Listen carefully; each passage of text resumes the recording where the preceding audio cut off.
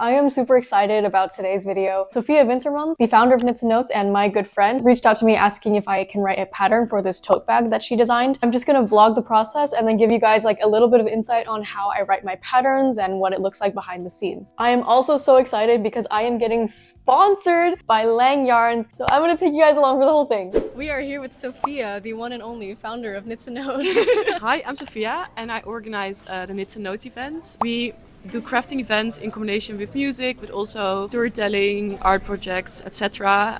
We have very diverse events, and Lucy's going to help me turn this tote bag into a pattern. This is my first time seeing it actually. So there's going to be a template for the actual embroidery thing, and it's going to be part of the PDF for the actual pattern itself, and then everything else I'm going to like write a pattern for, hopefully. Yeah, so if you can't embroider, you can just go to your local embroidery shop. That's what I did. Or you can do it yourself with quite an easy stitch. And I'm gonna be taking this home to like reverse engineer it. It's actually super functional. Like I thought the mesh would be like bigger, so like if you put like lip gloss it would fall through. Like, the bottom is solid. Yeah, and what I also do is like you have your little carabiner. Oh yeah, wait, let me show you guys this. It's so cute. I normally just put it here, and then you have your like little things on That's it. super cute. Oh look, my keys match. So you can also even put like little macrame things on it, like to kind of jazz it up. It's also going to be a free pattern because it's quite a simple tote, but I think it's still really fun if people can make it, and maybe people can make a donation or something. We have to figure that out. We're non-profit guys, by the way. Please send us money. Also, look at these stickers that one of the girls I'm obsessed with this. How cute would this be as a tattoo? We're gonna make it into a tattoo, like a stick-on tattoo. Guys, if you go to events, these are everywhere and you can just pick them up. You should insert the shoot you did with your friends, the yarn slut tees. Oh yeah, Yarn Sluts comes from one of the like merchandise like campaigns that we did where we had like Yarn Slut screen print, and I did a photo shoot with some of my friends. You once said like let's do yarn slut tees, baby tees, so yeah, it this was is my kind of idea, important, guys. yeah. That was all part of the Knits and Tits calendar launch. And Lucy was also a model, and she was so cool. And she crocheted this really cool harness. Guys, I would show you a picture, but I think I would get banned on YouTube. Maybe I'll put it right here, like really small. That was one of my favorite events because it was also, we got like 4 pages in the Volkskrant. Yeah, oh my Were you God. also in the Volkskrant? Yeah, and then there was a radio show about us. Yeah, and also a podcast. Back in December. Do your parents know? No. Knits and Notes has gone viral like a few times. You know, actually, at this spot, the video went viral because we did an ADA. It was really a spontaneous video. We had an event here at Volkshotel, at Amsterdam Dance Event, and people were knitting and dancing at the same time at the DJ booth. That got 500,000 views. And this year we're gonna do another ADA event. So if you want to come to Amsterdam, come with ADA and come to Knits and Notes. I'm gonna like do more vlogs in the future about Knits and Notes, so that's hopefully really you guys cute. can tune in. Thank you so much, Sophia. Well, thank you so much. Huh? I'm so excited, like I feel like a real YouTuber now because like what do you mean I'm sponsored? Like what do you mean I'm unboxing a PR package with you guys right now? No, but shout out to Jan over at Lang Yarns. He has been our Knits and Notes yarn plug. Anytime one of the girls has like a Knits and Notes related project, he always comes through with the yarn sponsorships. If you guys know me, you know I usually just crochet with like really cheap thrifted yarn or yarn that I've had for a long time that's literally disintegrating. So it's nice to be able to work with some like nice quality non-synthetic stuff for once. I can see the color.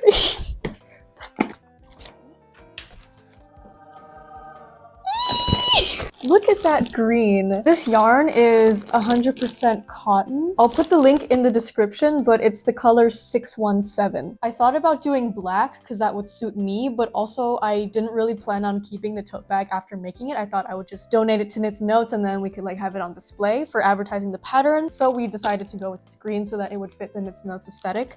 I am so, like, this is such a beautiful green. Let me show you the green that I usually work with. Like, this is the cheap green that I usually get. It's just like what I find at the thrift stores. Look at that difference in color. I don't really know how to do unboxings.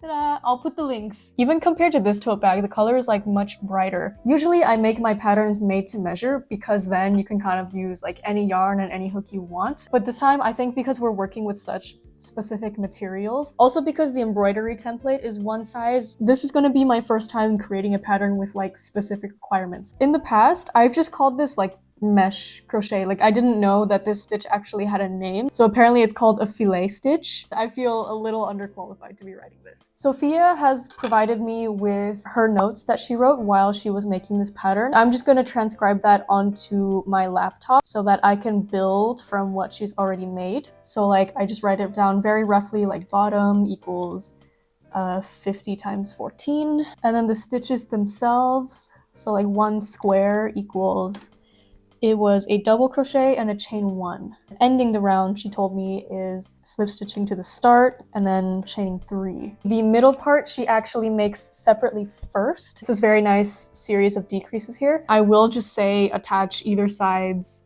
however you like, because I know some people prefer sewing, some people prefer slip stitching, some people use a machine. I actually don't have much written down. It's literally just like a very quick overview for myself. This very small series of instructions that looks like alien language is the foundation for my pattern. From here, it's a matter of creating the project itself, taking pictures, and then elaborating on this so that it makes sense to a beginner. Usually I make 2 versions of a project. Make like a prototype version where I'm just trial and erroring, and then I will make a second version during which I will take photos and then write the pattern itself. We already have a prototype. I'm just going to take pictures as I go. Don't actually know how to embroider. I'm not good at sewing, so I don't know how that would translate. I'm just gonna take it to a shop, make the bag itself, and then attach the template on after.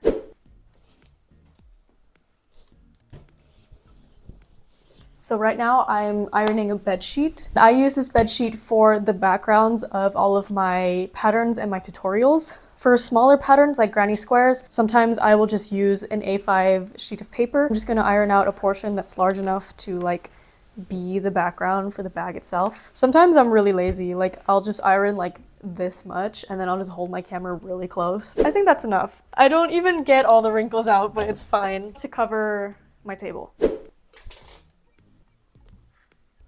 What I'm gonna start with, I'm gonna make this panel, but without the embroidery. 25 rows of 20, right? No, it's 20 rows of 25. Instead of saying like just make 25 rows of 25, I want it to be as beginner friendly as possible. So usually I say like make a foundation of 25 and then I'll tell you how to crochet down that foundation chain and then how to build up the rows. And then that's when I'll say like have a total of 25 of those. No, 20 of those.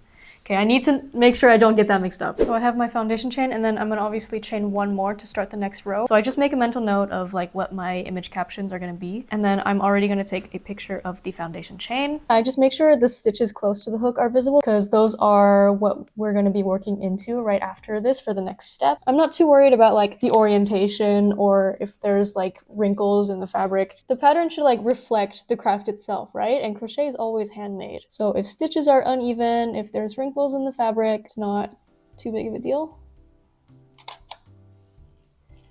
Okay, what I found confusing as a beginner was knowing which stitch to work into to start the next round after the foundation chain. I also just make mental note of how I'm gonna label the images, and I usually have an arrow pointing to the correct stitch that you have to work into. I'm not gonna work all the way down the foundation chain. I'm gonna work about halfway before taking the next picture. Showing the work in progress, but like very viscerally, right? Showing really what it looks like, not as the rows build up, but like really in between the rows themselves. So I just want to make sure that you can really check your work with the picture. So I've just done like 10 or so stitches, 8, and I'm already going to take another picture. Yep. And now I'm going to crochet all the way down to the end. So I've just done the first row down the foundation chain. I'm going to take another picture. Yeah, and I also just make sure that the lighting's not super inconsistent. So like the shadows are all like facing the same direction and stuff. Yeah, see that one was kind of blurry. Okay. Then I'm gonna like really show how to end one row and start the next. So I'm literally gonna chain 1, flip it, and then take another picture. I know like it's very easy to just be like, oh, this is an intermediate pattern, and then just like leave out all these details because it would be intuitive for somebody who's been crocheting for a while. I mean, if you have a pattern, I just want to make it clear as possible. Like, if you're an intermediate crocheter, it's not like it lowers the quality of a pattern if it has extra details. Like, you could just scroll, you know. Just like last time, I'm gonna work a few stitches down the row, take a picture down the halfway point, and then again at the end. yarn is so like malleable, like your project's gonna like warp and stretch as you work. Like even now, there's like a little bend down the row where I've worked in and where I haven't worked in. I don't want beginners to like see things like that and like panic and be like, oh my god, have I done like accidental increases, you know? If I just notice that there's something like that could be a little confusing, like maybe the last stitch is really tight to work into, or maybe it's just like bending weird, I'll add just like a little comment in the pattern saying like, don't worry if it looks like that, that's normal, or like if the last stitch is kind of tight, don't worry about it. That's also my way of being like, hey, this pattern was written by a human that understands these things and not AI. Not only that you're not reading something AI generated, but also like you're not just like reading something, but you're actually hanging out with somebody and they're like, oh, like this is what mine looks like, and they're like helping you out. You know? So I've demonstrated how to make 2 rows, I've demonstrated how to end a row and start the next one. From here is when I can be like, okay, now you want to make 18 more rows of this so that you have a total of 20. And then when I have the panel finished, I'll take a picture of the final thing and then I'll be like, when it looks like this, you can finish off. So I have just done the 20 rows. We have the panel for the logo here. Just comparing it with the sample that Sophia gave me. Hers is a little bit taller, but I reckon that's because she's worn this. So now I'm gonna finish this off. It feels so illegal to cut yarn that's such nice quality. I feel like I should not be completing any projects. Like I should just make something and then unravel it and then save the nice yarn, but obviously that's not what it's for. And as you can see in the picture, you can kind of see like the edge of the table in my computer. That's okay because I'm gonna crop it all out. If there's anything on the edges and I know it's gonna be gone, I just don't worry about it. I have noticed that there's a lot of, I don't know what you call it, but there's like a lot of individual strands. You can see it's not like one homogeneous strand of yarn. That does make it a bit more difficult to craft with because sometimes if I'm going really fast, the hook is gonna snag on one of the little strands. Because the yarn is also so firm, my hands were cramping a lot. Like I usually work with softer acrylic yarn. What I'm gonna do next is the bottom part. Now because it's the exact same technique, I am just gonna say basically, as you did for this part, do for this part, but with, you know, these dimensions. I'm just gonna make this whole panel without photographing it and then just photograph the final panel. I'm gonna meet you guys tomorrow. I had a bit of a revelation the other day. I was looking at this tote bag and it kind of reminds me of jeggings.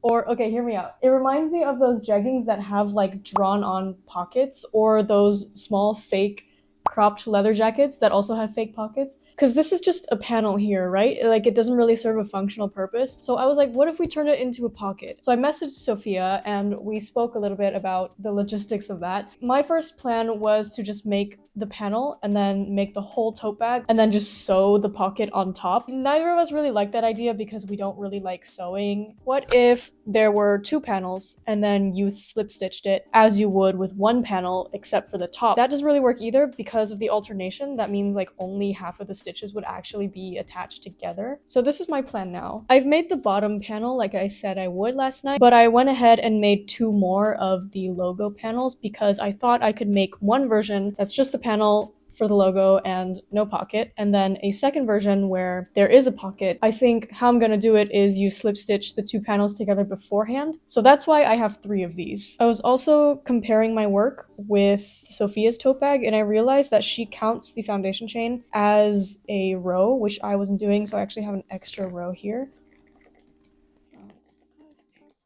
I was pestering Sophia so much yesterday because I was also worried about the logistics of the embroidery. Whether or not I want to hand embroider or take it to a shop, I don't have access to a printer. So I was like asking Sophia, like, how do I get things printed? Do you know any print stores? Like, how much money is it? And she actually sent me a connection of hers, this girl who works at The Stake, which I think is like a fiber arts shop and workshop venue. I'm gonna see if she can hook me up with their embroidery machine. I haven't heard back from her yet, so I think we'll just cross that bridge when we get to it, because right now we have this bottom panel finished, which means we can actually start building up the body of the tote bag.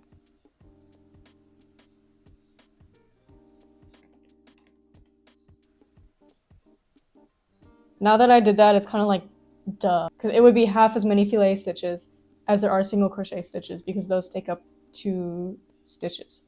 Anyway, so just like I showed really step by step how to build up these panels, I'm gonna make a very detailed demonstration of how to make the filet stitch. And I think I can just start from where I left off the panel, like I don't have to finish off and start off again. And I want to like really make this super clear, so I'm actually going to use a stitch marker as well. Actually, before I do that, I should take a picture of the completed panel.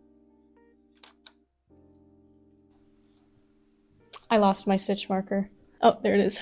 Now that I'm doing like really close-ups on the filet stitch, I don't have to photograph the entire project. I can just focus in on the area that I'm working on. So I'm going to chain 3, mark the second stitch, and then take a photo.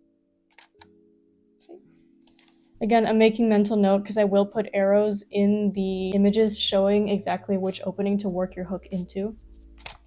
So now that I've shown the full process of making one filet stitch, I'm gonna make stitches all the way down to the end of this side, and then I will do another check-in photo. It refuses to lay flat.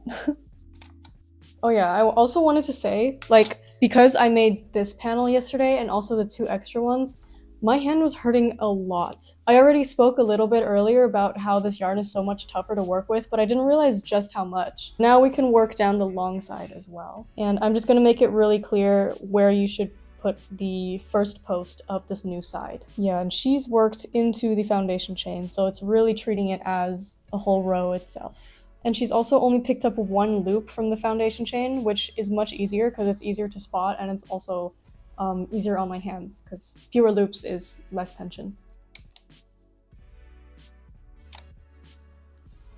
Oh, wait, hang on. Nope, never mind. I finished this side. You guys already know the drill. I am gonna take a picture of the entire row though, so that if you were following this pattern, you could like count along with my pictures. Again, making sure that the transition point is clear.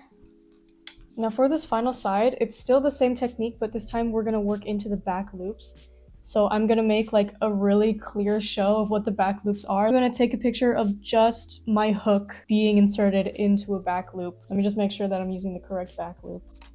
The first round of a new technique is always the most tedious, like you have to work really slowly and make the most pictures. After that, it's more when it just becomes a matter of checking in. And that's nice because I get to do a lot of work without having to document it, and I can get a bit more into that crochet flow state. A bit more enjoyable than this where I have to keep stopping and starting and troubleshooting. My favorite part of making a pattern is probably post-production, when I'm like, I've got like everything written and I've got the images and it's just a matter of like formatting. And now I'm gonna make a big show of slip stitching into the mark stitch. So even though I haven't even done anything since the last picture, I'm gonna take another picture, but this one's gonna be a close-up. That way you can really see where the stitch marker is. And if you were to have misplaced the stitch marker at the start, that would solve that as well. Now I insert my hook into that mark stitch and I take another picture. And then I mark the stitch again. Now it's the same technique, but this time because it's not the foundation round, it's a little bit different. I just have to make it clear that we're working on top of every post. I'm just gonna insert my hook into the right place again. And I can already tell doing this technique is gonna be a lot easier on my hands, and it's also gonna build up fast. And now I'm just gonna work all the way around to that stitch marker where I'm gonna show one more time how to finish off. Okay, I've reached the end of round 2, and it looks like what Sophia has done is she's actually dropped a stitch, and that way there's an equal amount of posts all the way around because it accounts for the chain 3 at the start. I don't really have to do any documentation for the next few hours of working on this project. So now all I really have to say is to continue this technique until you have X number of rounds, and then I pick up the pattern writing when I'm on that round where we have to attach the badge. This part's gonna be fun because I actually see the project turn into something that resembles kind of a tote bag. Like right now it's kind of this indecipherable, you know when you're in like Chipotle and then there's like those plastic bowls with like the mesh on the side, it kind of looks like that. Hi, so it's been a couple days. I heard back from Andrea, we chatted a little bit and she has agreed to help me out with the embroidery. I am headed over to the stake to meet her today and try the embroidery machine. I will meet you guys back when I'm there and I've met Andrea. This is the progress I've made right before the row where we attach the panel. It's a lot shorter than the tote bags that Sophia gave me, but I'm not too worried. I knew that it would be shorter because I crochet with quite a bit of tension, but also when you start using this tote bag for a while and you start putting things inside it, it's gonna stretch out. Okay, let's go.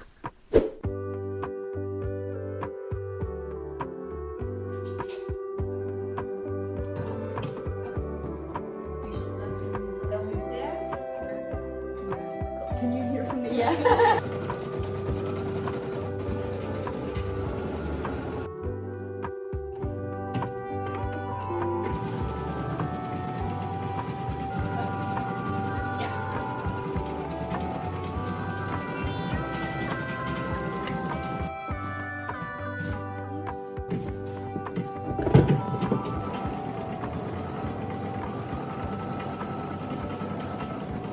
Hello. So we have just finished up doing the embroidery. I'm here with Andrea at the stake. Andrea, do you want to like introduce yourself and tell us a little bit about like the stake and what you do? Hey, I'm Andrea and I work at The Stake. I'm also a costume designer and textile artist. At the moment, I'm managing the new location of The Stake in De Pijp, Amsterdam. At The Stake, we give sewing lessons. Especially in this location, we also do crafting lessons.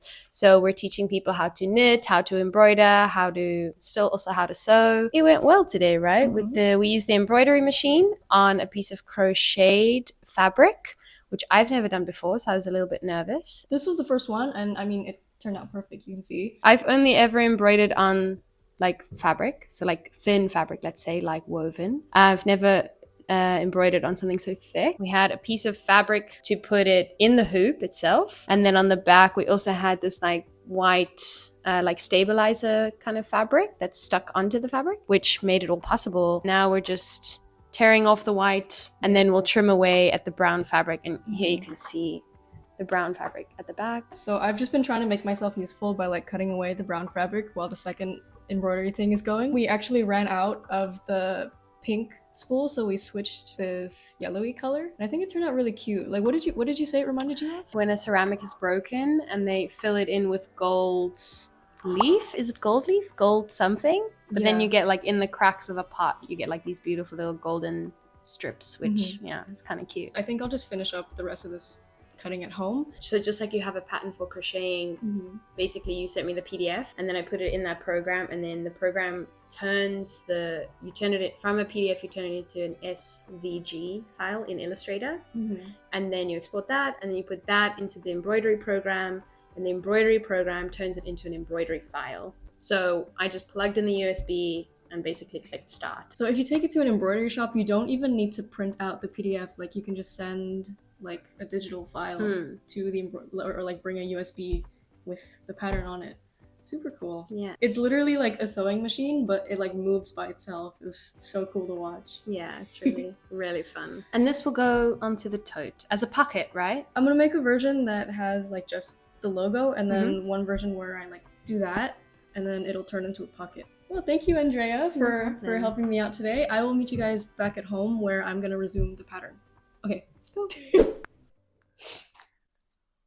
I'm getting butt fricked by allergies today. I haven't had any at all until today, and then they just hit full force. This is where we left off, and the next row is where we're gonna attach these patches. The next part of this pattern is gonna take the longest because I'm gonna like do the whole like 2 versions thing. So I'm gonna make it once with just the panel, and then I'm gonna unravel it and then make the other version with the pocket. Oh my god. Okay. I also realized somehow my stitch count is different from the stitch count of the tote that Sophia gave me. I'm not sure why, because I have an even number. I have 64, but hers has 63. I would presume that every side has the same number of stitches. I don't think it's too much of an issue. So now I'm working on the round where we start attaching the panel. I'm gonna work until we reach the first stitch marker. And then I'm gonna take more photos of the attachment process.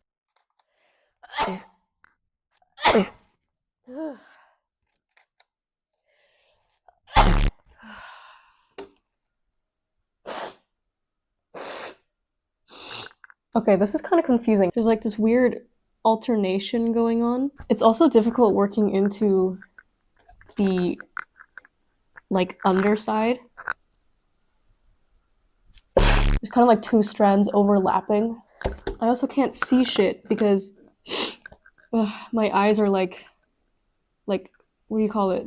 It's so silly. I'm like sat here fighting for my life over this crochet pattern. Ah, shit. My camera's also low battery. I'm gonna just slowly work along the bottom part off camera. And in the meantime, because it's gonna take me like half an hour at this rate, I'm gonna charge my battery and then check back when I'm at the very end.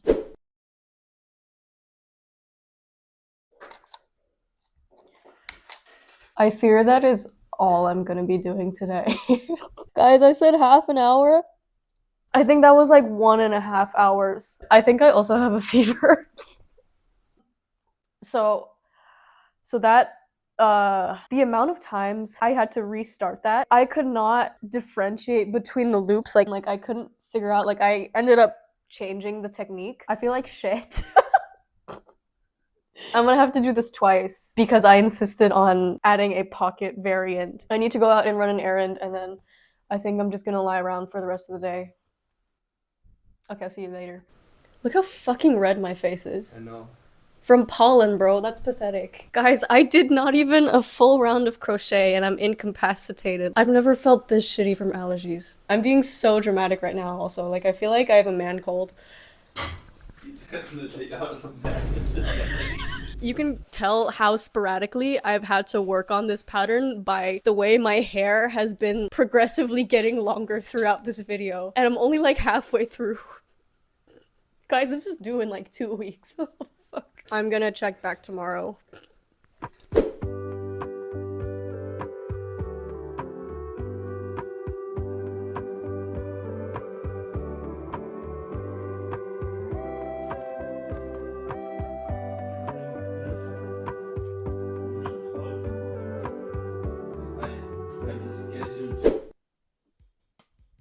So what happened yesterday? I was feeling really ill. I spent the whole morning out in the sun and I had coffee, which I don't have a very good tolerance against. And I had that crazy pollen allergy. I also am a little bit sick, but also just emotionally, I wasn't feeling good about how the process was going. I've been working on this very sporadically, like in between work and making my other videos, and I just haven't felt very motivated or committed to this. Don't get me wrong, I don't dislike the pattern. Like, it's just the first time I'm making a pattern for a design that is not mine. Not only do I feel not qualified, I just feel less attuned to it. And I guess yesterday, like, I was like feeling sick and I was struggling so much with attaching this bottom part of the panel. Imposter syndrome was also really kicking in. So after doing that like one row that kind of made me crash out, I was like, I can't just like leave it at that. I can't just make half a row and call it a day. So I decided to just go work on it without documenting too much. So I've worked all the way up until I needed to take another picture. Like, I managed to do all of that in one evening. It's starting to actually look like a tote bag now, so I do have some morale back. Today we're just gonna pick up where we left off. This is the part I've been dreading the most.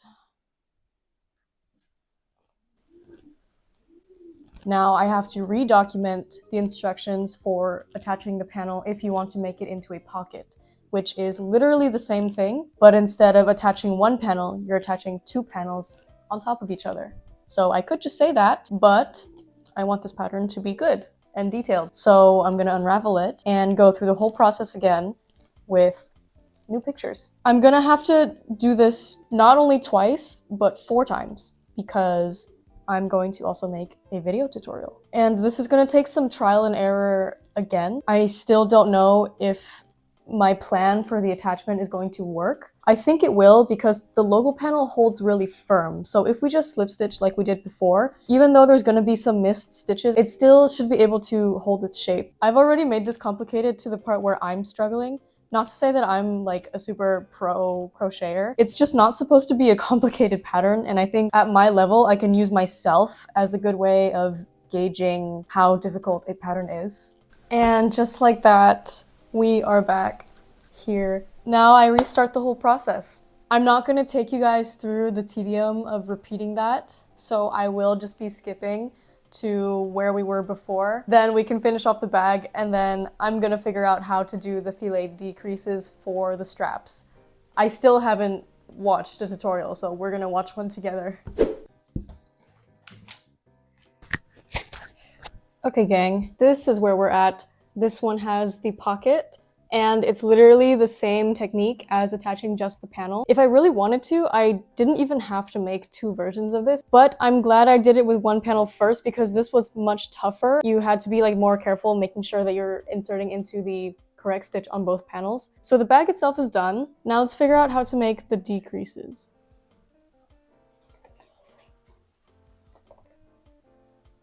You all so much, but I want to jump right into this skill building tutorial. With that being said, let's get started. As the title suggests, I am going to be sure. So we're just gonna start. Wait. I think I know how she did this. I'm gonna try and reverse engineer it rather than watching a tutorial. Hang on.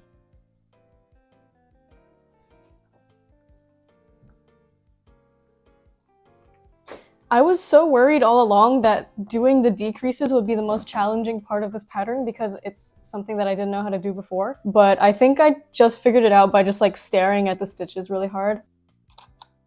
Slay. We figured it out, guys. I'm also gonna try and make note of the numbers, like on which square you have to start, especially for the other side of the strap. I could just say repeat on the other side, but it would be a lot more helpful if I actually counted to the exact square that you work into. Whoever's using the pattern doesn't have to go through the trouble of trying to like mirror it, but rather they just have a number that they can count to. I've come across another thing. I'm decreasing by 2 stitches, right? Which is 1 on either side per row. So I should end on an even number of stitches, but for some reason, Sophia's ends on 7?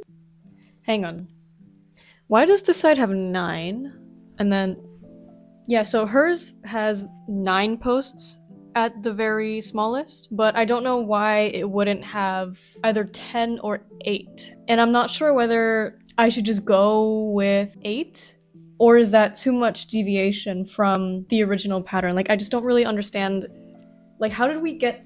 I think what she must have done is in the final row, she only decreased on one side. But unless it's a stylistic thing, maybe 8 is too thin and 10 is too thick. But I don't think that's the case.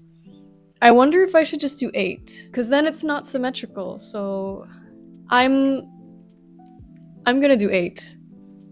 It's really interesting to like try and recreate the work of somebody else, because everybody crochets so differently. Even if you use like the same yarn and the same instructions, you wind up with projects that look different and have somehow different measurements. I've said so many times, I don't think it's a difficult pattern, but what's difficult is trying to reverse engineer something that isn't yours. Sophia had another one of the girls on the Knits and Notes team also create this pattern, whereas mine is ending up smaller than hers. Marlis, the other girl, she ended up with a tote that was much looser. I almost wish that I asked to borrow that tote as well so that I could see whether there were also like structural differences between the two. It's really eye-opening because sometimes I'm just like, oh, you can use like any yarn and any hook, and like as long as you follow these instructions, it's gonna turn out like this. I mean, everybody has such different ways of comprehending instructions and they make things so differently that that's really not the case. And it's really something that I'm gonna have to keep in mind if I want to elevate the quality of my crochet patterns in the future. I think that's another reason why video tutorials are so helpful. Because as much as you can look at written instructions, it's not the same as really seeing somebody like do it with their hands and then being like, oh, like that's what I'm doing wrong. For so long, I didn't want to make video tutorials, and I was like, if I just make the pattern, like that's gonna be enough instruction for somebody. I was also like, if you reach a certain level of comprehension with crochet, you don't need video tutorials anymore, and then watching video tutorials becomes kind of tedious because it explains things that you already know and then you have to like skip ahead. But now I'm at a point where I think video instructions are even more helpful than written instructions, no matter what your difficulty level is. Up until now, I've been making video tutorials kind of as a supplement to my pre-existing written patterns, but now I feel like I'm at a point where it's the other way around, and I can see myself making video tutorials as opposed to patterns and then just not having patterns at all. Like maybe the project in question just really demands a visual guide, like especially clothing, because I make things made to measure. Saying craft something until it reaches this part of your arm is not as clear as just showing where you should stop it and then move on to the next step. I think that's another reason why I've also been reluctant to make tutorials or patterns for clothing, because it's just a completely different level of complexity when you not only have to make it resemble the design, but also be functional and wearable and like wrap around your body. I'm gonna stop yapping now and continue. Guys, I have just finished the first strap. I've taken all the photos, and now all that's left to do for the pattern is the second strap and then attaching the straps together at the top. I also don't really have to take any more in-between pictures because I've shown the instructions for everything, so I can just spend the evening having a chill time crocheting the rest of the strap. I'm also very happy because the yarn quantity is like pretty much perfect. I'll show you an update when I'm done with the second strap, but I think I have pretty much the perfect amount of yarn to make 2 tote bags of this size with the pocket. So I'm gonna spend the rest of the evening finishing off the second strap. So this is where we're at. We've got the 2 straps done, but I haven't done the attachment yet, which I am going to do now. So our second anniversary event is on May 11th, right?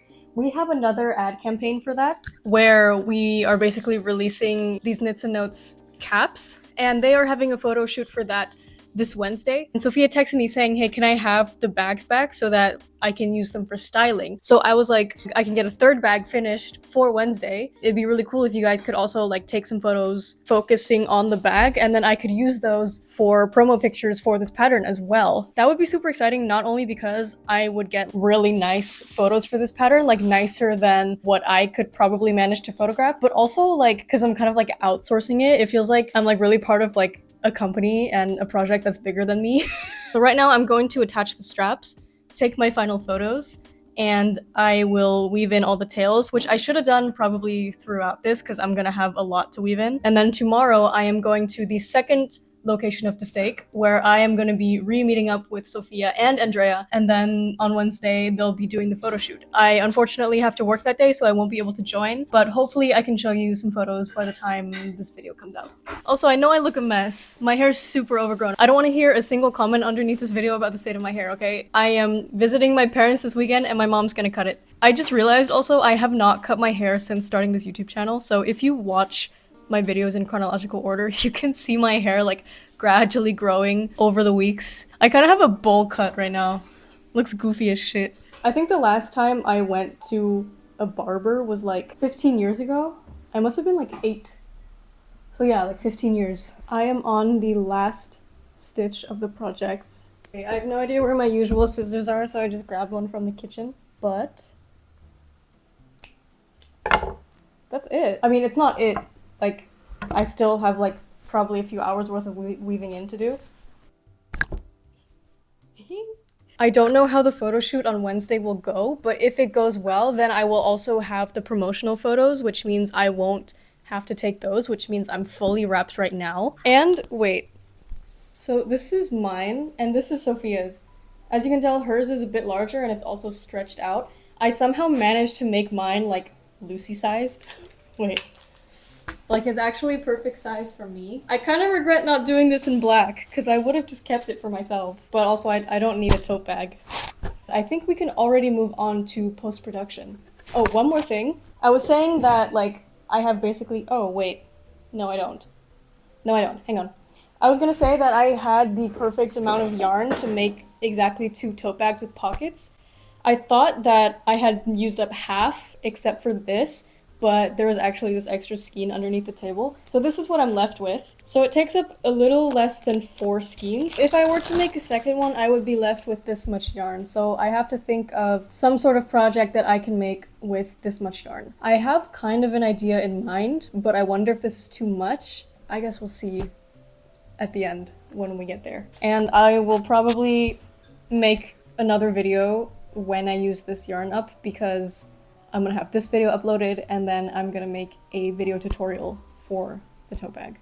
Okay. Hey gang, welcome to my laptop. I have imported all the photos from my camera yesterday. We have a total of 77, which is the most amount of photos I've ever taken for a pattern. As you can see, they vary quite a bit. There's different lightings and camera settings. I'm gonna fix all of that today. So let's just start with the first one. First and foremost, let's make it square. I make all my photos square just because it's easiest to keep it consistent that way. I wonder what the auto settings would do actually if I just press this wand here.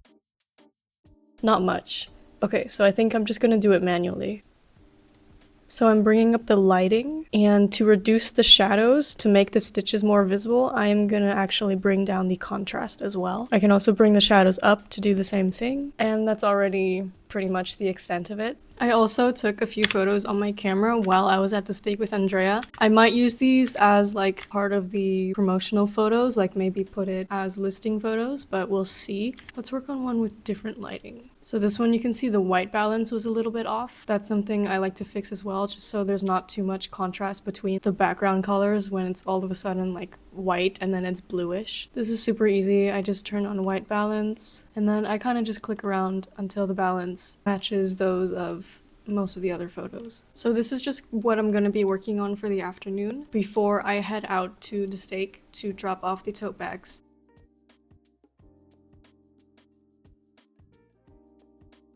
Another thing is I usually don't do this in chronological order. Usually what I do is I go to the pictures that need editing the most. So like this one, for instance, is definitely one that would get my attention first because it really needs to be cropped. Like you can see the floor, you can see the edge of the table, you can see the disaster that's in this corner here. It's not necessarily more work than the others, but it does feel like you're making more progress because you're eliminating more imperfections. And usually that keeps me motivated all throughout. So like I'll do a really bad one and then that like gives me the morale to work through the more monotonous, consistent ones that are already in pretty good condition. I also like fixing the darker pictures because when you take that lighting adjuster and then you just move it up, you see so much of a difference. Let's do white balance on this one as well. So every once in a while, I am coming across photos where I was not super observant and they were not in focus. This one, for instance, like it's still fairly visible what's going on here. Yeah, this was the day I had those crazy allergies, so I couldn't see very well. So as you can see, the point of focus is not in focus. Unfortunately, there's not much I can do now unless I want to crochet up until that point to recreate this photo, which I'm not gonna do. In cases like these, I'm gonna just take the sharpness settings and turn them all the way up. It doesn't make much of a difference, but it's still better than the way it was before. The photo is close up enough that you can still deduce positioning of the stitches, which is, for this portion, really what we need. Okay guys, so I've gone through every single photo and edited it. If you just look at the overview here, everything is square, everything is at a similar angle, the lighting is a lot more coherent. There was a lot of variation between the photos because I was changing my camera settings based on the time of day that I was working on it. Luckily, all of them appear functional. I haven't had to delete any. The only one that I have a bit of an issue with is this final photo because you can kind of see the edge of my table here and a bit of the floor. It's not super crazy, and plus it's kind of like an outro photo that I'm gonna be putting at the end of the pattern. So I think what I'm gonna do is just make it not square, make it freeform. There will be a couple that I'm not gonna end up using. Like this is a lot of photos. So when I'm in the writing process, sometimes I'll write a caption that pretty much suffices to explain something that a subsequent photo is explaining, so I could just remove that photo. But this is great because I have all my photos edited and now it's about time for me to head out to see Andrea and Sophia, so I have a little bit of time to get ready for that. I'll check back with you guys when I get there. I actually started following you. Oh really? How did you find her? Because I was looking for a job and I was just going through like knitting, people who are knitting, doing things in crochet, and I saw you and I was like, oh my god, I know her. Oh no. Because I recognized you from this and now, and I was like, oh my god, I'm gonna follow you. Oh, it's cute. So I started following you on YouTube. Well, thank you. Yeah, really nice. I think I also liked your video. And I was like, I know that helps. That's sweet. I appreciate it. It's so fucking cute. The pouch, like this little kangaroo thing, really like makes better videos. So cute! Yeah, I love it. Hey, can you Look how much shorter it is. Like when you wear it, it really stretches out. Like a phone or something. Yeah, exactly. Or maybe your Blackberry. Bible. Or your AirPods. I texted Rosa. Yeah. And I asked her if you guys could. Yeah, we'll do like a few cute shots. Okay, cool. Hey, Rosa said you guys have a text, and I Yeah. was like, no pressure. No, I know. We'll make it work. Yeah, if you just have like any photos Yeah, I where really like like facing it. the price, I can just crop it out. You can even put like, I don't know, yarn stuff. Maybe not like this, but You like, could do like stitch markers. If you're at I singing. don't know. it's just really cute. I love it. It's perfect. Okay, thank you, sweetheart. Enjoy. We are back. I didn't stay too long because Sophia was about to have a meeting and I didn't film too much for the same reason. Sophia seemed really happy about the pocket and the tote bag in general. They are doing the shoot right now as we speak, so I hope I get updates from them soon. For some reason, I thought Andrea would be there yesterday, even though she works at the other location. I was so awkward actually because I went there and Sophia was crafting outside. We said hi and then she's like, okay, let's go inside.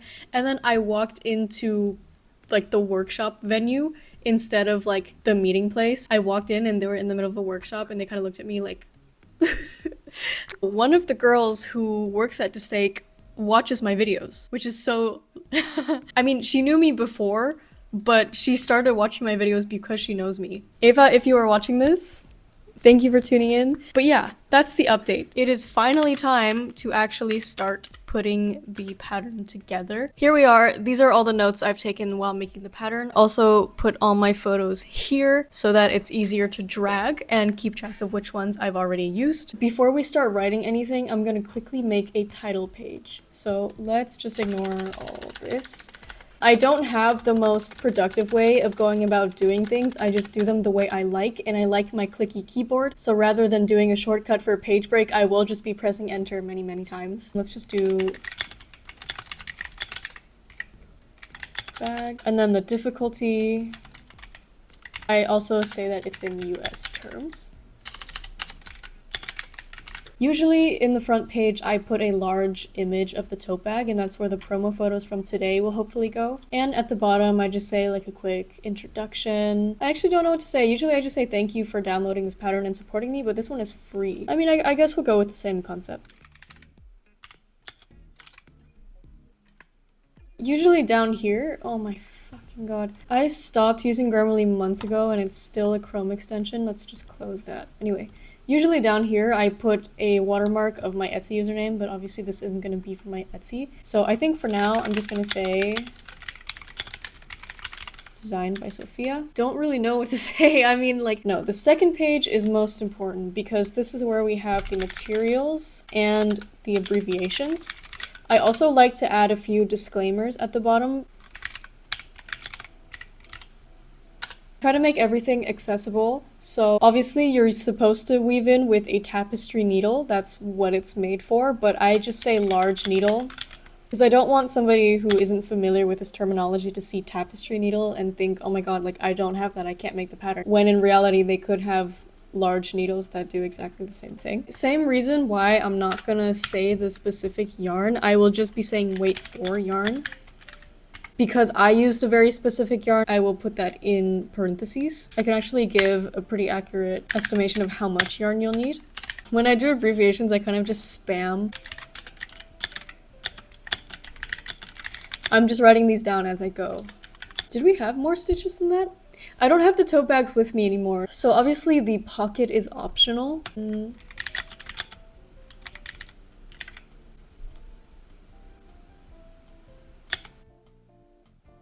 Actually, first let's talk about the embroidery, right? Because obviously I'm gonna include the template.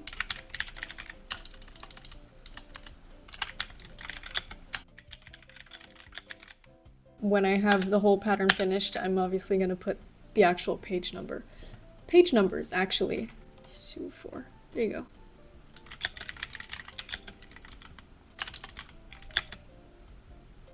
I'm trying to think how to best word the fact that you can have a pocket or don't have a pocket. Because that's really the only disclaimer. I have an idea. What's a legible color against white that isn't black? Let's do maroon and then call it red.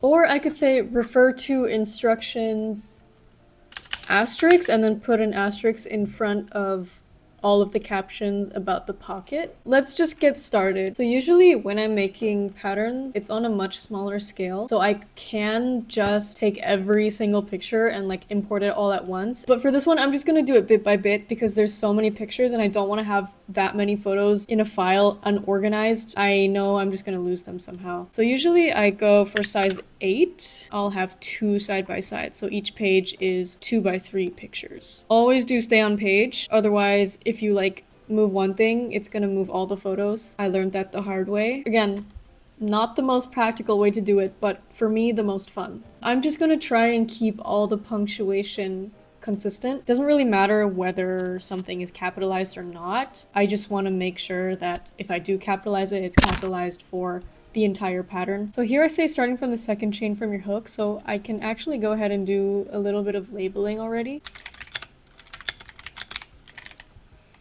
And for the labels, I like to keep everything lowercase. Super basic graphic design. Pages has all the shapes, all the options for you. So if you change the text wrap to none, then everything here can like overlap with no issue.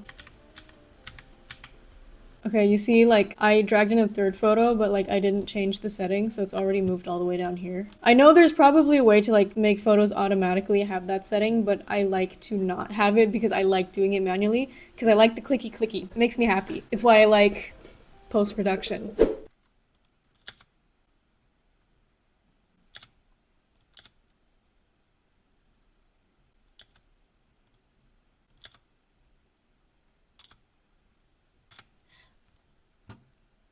Don't say anything. Don't say anything. I just realized these are instructions not for the bottom of the bag, but for the panel. Shush. Should I put those first or should I put... No, I think you'd want to get the panels out of the way so that when you're building up the bag, you don't have to like stop the bag and then do the panels and then go back to the bag.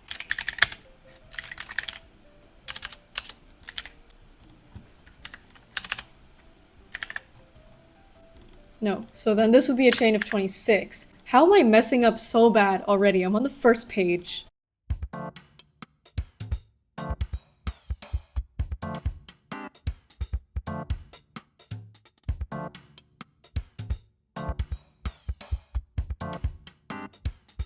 I've just finished the instructions for the second round of filet stitches. Already, I'm starting to omit some images, which is a good sign because you always want to have more than you need to work with. Because I was doing the pattern for the first time, I was being super meticulous. At this point, I'm getting a really good gauge on the pattern and being able to differentiate between details that are important and repetition that can be left out. I am also spotting some minor errors in my draft notes. Some things I've written down twice and I've written them down differently both times. Here, I wrote 6 regular rounds before the panel round, and then here I have 7 rounds. Since in the photo I have 7, I'm just gonna go ahead and get rid of this.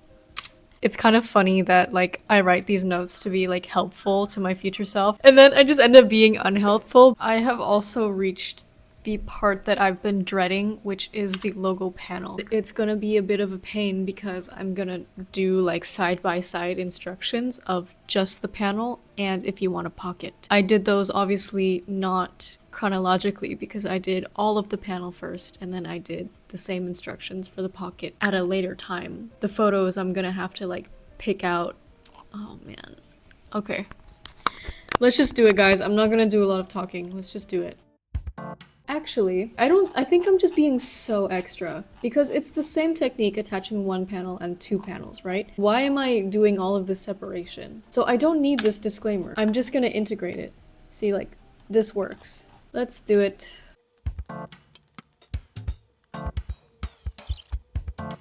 Also, the stitch marker has changed color. I'm being kind of sloppy, aren't I? It's fine.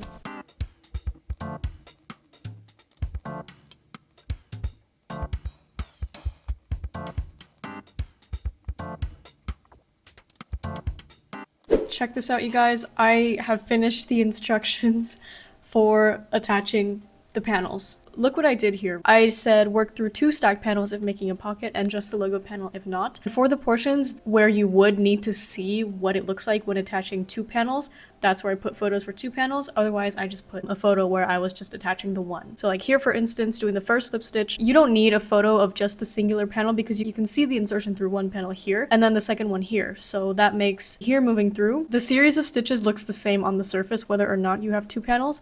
And I have the second panel here just to indicate that you're making this attachment here. I have a picture parting the 2 panels after the attachment so that you can see that it is all attached. And then for instance here where it just says complete the round as usual, you don't really need to see the panel, so I just have a singular one. And it kind of advances with that logic throughout this portion. I was worried that it wasn't gonna be clear enough, especially with the quality of the photos, but I think it turned out just fine and we'll see what Sophia thinks. Some of the editing also is not perfect, like some of this is still quite dark. That's no issue because I can actually do some image editing in Pages. So here for instance, I could just click Enhance and that fixes the lighting a little bit, and I'm gonna bring the exposure up just a little bit more.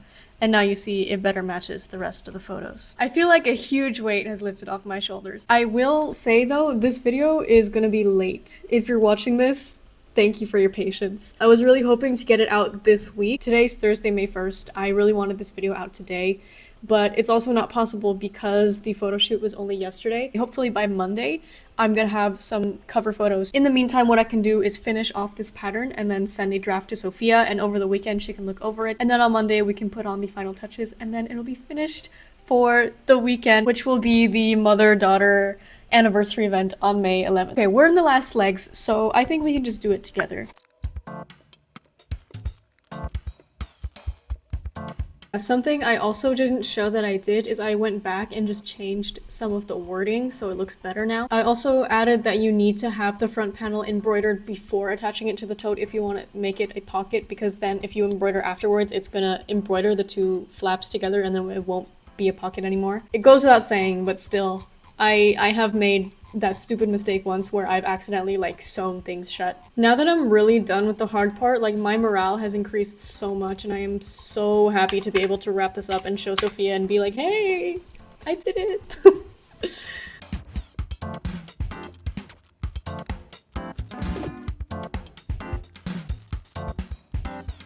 Boom, and just like that, we are done with the body of the tote, and now all we have left are the straps. Okay, so this next picture, it's quite blurry. It's like the blurriest one I've taken. I think at this point I was getting really hasty, like I really just wanted to get the crafting part over with so that I could move into editing, but now it's biting me in the ass. Luckily, I've shown how to start around so many times that it's not an issue. It's more of an aesthetic thing and not a practical issue.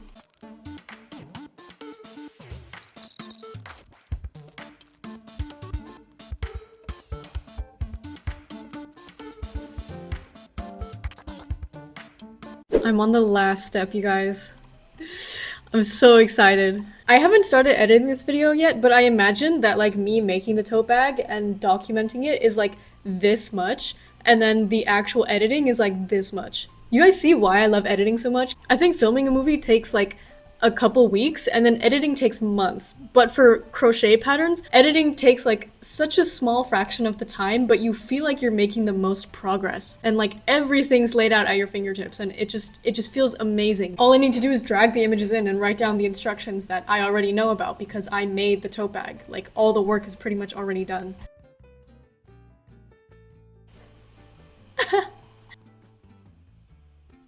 I'm gonna review that, and in the meantime I'm gonna start editing this video finally, and I'll check back with you guys when I hear from Sophia. We have an update. Since we last spoke, I have sent the crochet pattern over to Sophia. I have got her stamp of approval. She said everything looks great. I actually ended up adding a few more steps because I didn't think the panel portion was clear enough, but anyway, I sent the PDF to Martyna. Do you remember the yarn slut stickers I showed you like an hour ago in this video? So I sent the pattern to the same girl who designed those stickers so that she would take it and then do some graphic design so that it matches the Knits and Notes brand identity. I did that yesterday. She has already sent me the completed graphics, and this may well be the final draft. She sent this a couple hours ago, but I wanted to wait until I could film because I wanted to open it on camera with you guys. I also heard back about the photo shoot. Unfortunately, they did not have time to take promo pictures of the tote bag, which is totally fine. Sophia ended up sending me some of the photos that she already had of the tote bag, and they worked just fine. So that's gonna be on the cover page. Okay, I'm so excited. Okay. We've got like this cute beachy picture for the cover page. This is Sophia's like actual crochet journal, I think. She like keeps all her swatches in here. Look at this transformation. It looks so professional, are you kidding me? Wow, she even like changed the font color of the captions here, so I think she like actually went back and redid it herself. Okay, I don't want to show you guys too much because obviously like this pattern hasn't officially launched yet, so I'm just gonna quickly skim through. Guys, she did this so fast. I have no idea how. And there's the template at the back, and now it's in green and pink. That is stunning. I like how there's even like this little green page in the back so you could actually print it and then like kind of turn it into a book. Guys, I think that's a wrap, like on the whole pattern. Hey gang, I finally cut my hair. Sophia and I made some final revisions to Martyna's graphics and the pattern is officially finished. I'm gonna end the vlog here, but don't go yet because I wanted to tell you guys that the pattern is already available even though it's not Sunday yet. So the pattern is free. You can get it on my Etsy for a fee. Think of this as an early access fee or a donation to me. If you want it for free, you can get it on the Knits and Notes coffee page. I will link everything in the description. Just set the amount to 0 and then you will get it for free. You can also send a donation there. If you donate via the coffee, it will go to Sophia and Knits and Notes. I also started my own coffee page if you just want to send me a tip and you don't want the pattern. If you have made it this far, I really appreciate you guys for watching. I hope that this video was interesting or informative, or you were able to craft and have a snack while watching it. I will see you guys on Sunday or next week whenever I decide to upload my next video. Thank you so much again for your attention and your engagement.